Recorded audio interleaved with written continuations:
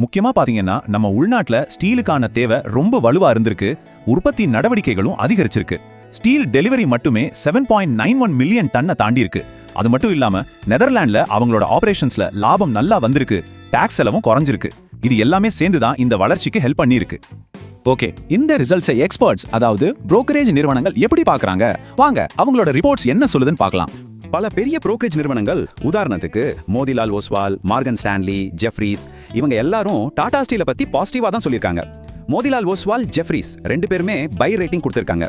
Morgan Stanley over வெயிட்னு சொல்லியிருக்காங்க. Over வெயிட்னா சிம்பிளா சொல்லணும்னா இந்த ஸ்டாக் அதோட செக்டார்ல இருக்கிற மற்ற ஸ்டாக்ஸை விட நல்லா பெர்ஃபார்ம் பண்ணணும்னு அவங்க எதிர்பார்க்கறாங்கன்னு அர்த்தம்.